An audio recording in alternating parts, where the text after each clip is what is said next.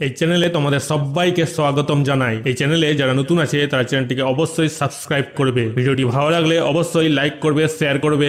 1 নম্বরে কি বলেছে? Match column A with column B. Column A কে বি এর সাথে ম্যাচ করতে বলেছে, মিলাতে বলেছে। সান, সান কি হবে? Gives us light and heat. সূর্য আমাদেরকে আলো এবং তাপ দেয়। ক্লাউডস কি হবে? Brings rain. মেঘ বৃষ্টি আনে। স্টার্স কি হবে? টুইঙ্কেল, ঝিকমিক করে।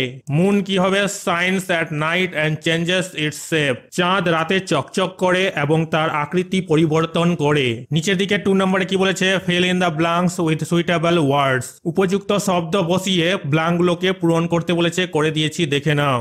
A number, we see the sun, the clouds, the stars and the moon in the sky. আমরা আকাশে সূর্য, মেঘ, তারা এবং চাঁদ দেখি। B number, we cannot touch these. আমরা এগুলো স্পর্শ করতে পারি না। অ্যাক্টিভিটি 1, অ্যাক্টিভিটি 1 এ কি বলেছে? Write T for true and F for false statements in the given boxes. বাক্য যদি সত্য হয় তাহলে টি লিখবো, বাক্য যদি মিথ্যা হয় তাহলে এফ লিখবো। কোনগুলোতে? বাক্সগুলোতে লিখে দিয়েছি, দেখে নাও। A number, Mimi and Raju were not excited about hearing the story. মানে এখানে বলেছে মিমি এবং রাজু গল্পটি শুনে উত্তেজিত ছিল না। এই বাক্যটা ফলস হবে, মিথ্যা হবে, এফ বসবে। B number, once upon a time children played with the sky. মানে এখানে বলেছে এক সময় শিশুরা আকাশের সাথে খেলা করত। এই বাক্যটা সত্য হবে, ট্রু হবে, টি বসবে। C number, the sky and the children were very happy then. মানে এখানে বলেছে তখন আকাশ ও শিশুরা খুব খুশি ছিল। এই বাক্যটা সত্য হবে, ট্রু হবে, টি বসবে। D number, at that time the sky was far away from the earth. মানে এখানে বলেছে তখন আকাশ পৃথিবী থেকে অনেক দূরে ছিল। এই বাক্যটা ফলস হবে, মিথ্যা হবে, এফ বসবে। অ্যাক্টিভিটি 2, অ্যাক্টিভিটি 2 এ কি বলেছে? What would you do if you could touch the sky? Discuss with your partner. তুমি যদি আকাশ ছুঁতে পারতে তবে তুমি কি করতে? তোমার সহপাঠীর সঙ্গে এটা আলোচনা করতে বলেছে। আনসার লেখা হয়েছে I would be very happy. আমি খুব খুশি হতাম। I use to play with the sky. আমি আকাশের সাথে খেলা করতাম। অ্যাক্টিভিটি 3, অ্যাক্টিভিটি 3 তে কি বলেছে? Complete the following sentences with words from the text. Text থেকে ওয়ার্ড নিয়ে এই সেন্টেন্স, এই বাক্যগুলোকে কমপ্লিট করতে বলেছে, করে দিয়েছি, দেখে নাও। A number, the old woman lived in a mud hut. বৃদ্ধ মহিলাটি একটি মাটির কুড়ে ঘরে থাকতো। B number, the hut was beside a paddy field. কুড়ে ঘরটি একটি ধান ক্ষেতের পাশে ছিল। C number, one hot summer day there was dust everywhere. একটি গরম গ্রীষ্মের দিনে সর্বত্র ধুলো ছিল। D number, the old woman swept her hut with a broom. বৃদ্ধ মহিলাটি একটি ঝাড়ু দিয়ে তার কুড়ে ঘর ঝাড় দিল। অ্যাক্টিভিটি 4, অ্যাক্টিভিটি 4 এ কি বলেছে? Complete the following table, one is done for you. এই টেবিলটা কমপ্লিট করতে বলেছে, সম্পূর্ণ করতে বলেছে, করে দিয়েছি, দেখে নাও। একটা করে দিয়েছে। হু মানে কে, হোয়াট মানে কি, ডিড দ্য ফলোইং যেটা করেছিল। 1 নাম্বার, দ্য ওল্ড ওম্যান। বৃদ্ধ মহিলাটি কি করেছিল? ক্লিনড হার হার্ট, তার কুড়ে ঘর পরিষ্কার করছিল। 2 নাম্বার, দ্য স্কাই। আকাশ কি করছিল? কার্ভড অ্যান্ড স্নিচ, কাশছিল এবং হাঁচি দিচ্ছিল। 3 নাম্বার, ডাস্ট। ধুলো কি করছিল? Rose all around in brown clouds, বাদামি মেঘে চারিদিকে উঠে এসেছিল। 4 নম্বর, ওয়াটার। জল কি করলো? Fell as drops of rain, বৃষ্টির ফোঁটা হয়ে নিচে নেমে আসলো। অ্যাক্টিভিটি 5, অ্যাক্টিভিটি 5 এ কি বলা হয়েছে? Rearrange the following sentences in the correct order. সঠিক ক্রমে বাক্যগুলোকে সাজাতে বলা হয়েছে। Put the numbers in the given boxes. এই বাক্সগুলোতে নাম্বার লিখতে বলা হয়েছে। 1 ইজ ডান ফর ইউ, একটা আগে থেকে করা ছিল, C নম্বরেরটা।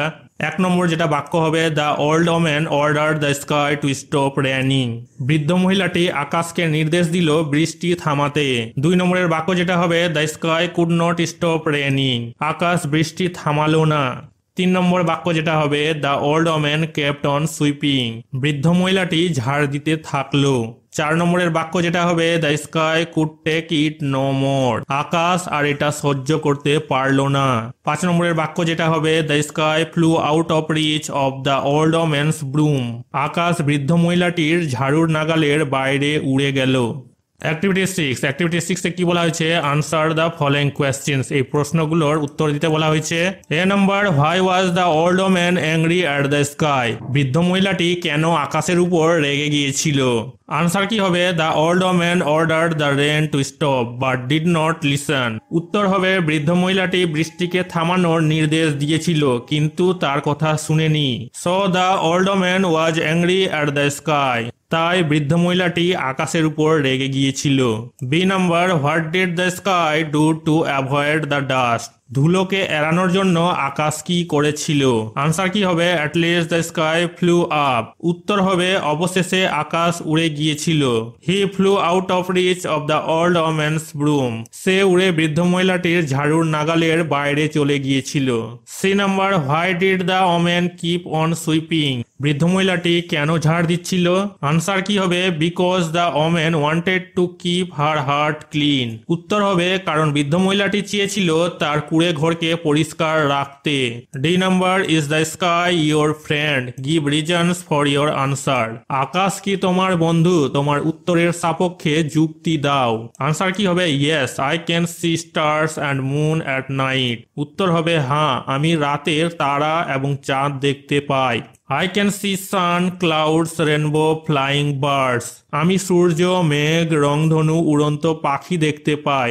These things fresh the mind. এই জিনিসগুলো মনকে সতেজ করে। So the sky is my friend. তাই আকাশ আমার বন্ধু। Activity 7A.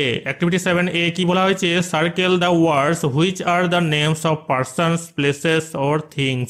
যে জিনিসগুলো ব্যক্তির নাম বুঝাচ্ছে, জায়গার নাম বুঝাচ্ছে, জিনিসের নাম বুঝাচ্ছে, সেগুলোকে গোল করতে বলা হয়েছে সার্কেল মানে গোল। এ number, Meera is a girl. Meera একজন মেয়ে।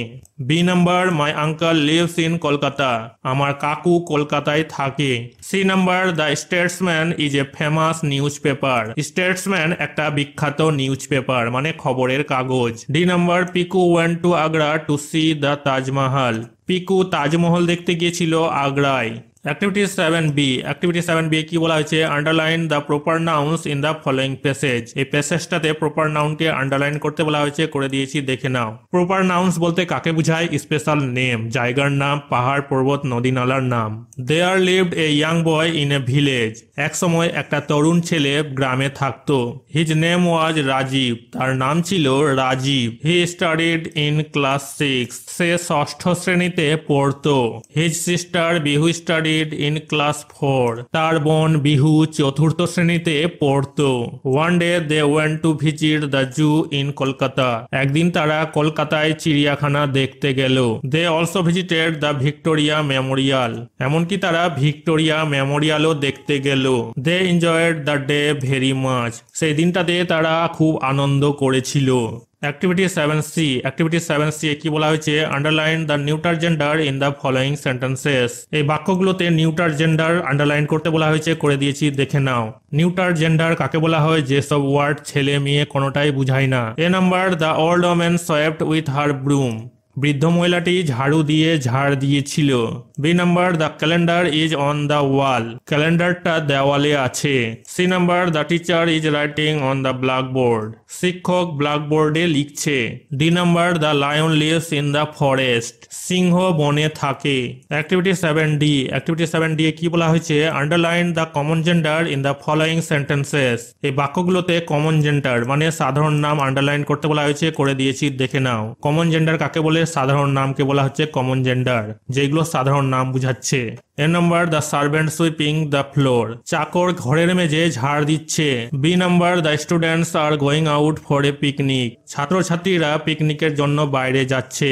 C number, the king was a kind person. রাজা খুব দয়ালু ব্যক্তি। D number, the son of my neighbour is my classmate.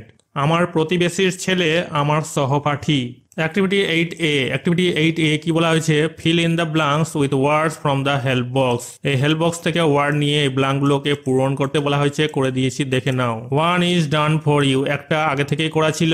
A number, my pet cat has green eyes. আমার পালতু বিড়ালটার চোখগুলো সবুজ। D number, the old man was কাফিং দ্য এন্টার নাইট। বৃদ্ধ মানুষটি সারা রাত কেসেছে। C number, after the rain there was no dust on the road. বৃষ্টির পরে রাস্তায় কোনো ধুলাই ছিল না। D number, we should always try to avoid telling lies. আমাদেরকে মিথ্যা কথা বলা এড়ানোর চেষ্টা করা উচিত। E number, the bird flu of to the sky. পাখিটা আকাশে উড়ে গেল। ডাস্ট মানে ধুলা, কাফিং মানে কাঁসা, ফ্লু মানে উড়ে যাওয়া, অ্যাভয়েড মানে এড়ানো, আইস মানে চোখগুলোর কথা বলেছে। অ্যাক্টিভিটি 8B, অ্যাক্টিভিটি 8B কি বলা হয়েছে, make sentences of your own using the following words. Village গ্রাম, I live in a village, আমি গ্রামে বাস করি। ব্রুম মানে হচ্ছে ঝাঁটা, the woman sweeps with her broom, মহিলাটি তার ঝাঁটা দিয়ে ঝাড় দেয়। স্টপ মানে থামা, the bus stops at the bus stop, বাসটি বাস স্টপে থামলো।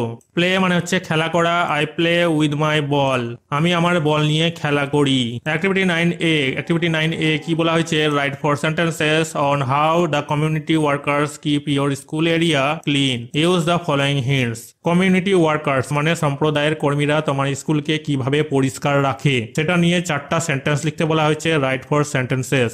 এই হিন্টগুলো ব্যবহার করতে বলেছে। The community workers keep my school area clean using broom and water regularly, সম্প্রদায়ের কর্মীরা আমার বিদ্যালয়ের এলাকায় নিয়মিত ঝাড়ু এবং জল ব্যবহার করে। They use broom to clean the dust, তারা ধুলো পরিষ্কার করতে ঝাড়ু ব্যবহার করে। They wash the area with water where needed, তারা যেখানে প্রয়োজন সেখানে জল দিয়ে জায়গাটা ধুয়ে ফেলে।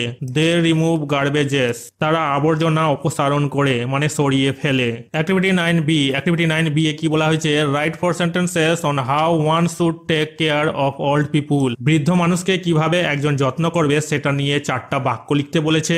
ইউজ দ্য ফলোয়িং হিন্টস, এই হিন্টস গুলো ব্যবহার করতে বলেছে। We should look after the needs of old people, বৃদ্ধ মানুষের প্রয়োজনীয়তার জিনিসগুলির আমাদের যত্ন নেওয়া উচিত। They should be given healthy food, তাদের স্বাস্থ্যকর খাবার দিতে হবে। We have to help them in their daily work, তাদের দৈনন্দিন কাজে সাহায্য করতে হবে। We must help them on the road, আমাদেরকে অবশ্যই তাদের রাস্তায় সাহায্য করতে হবে।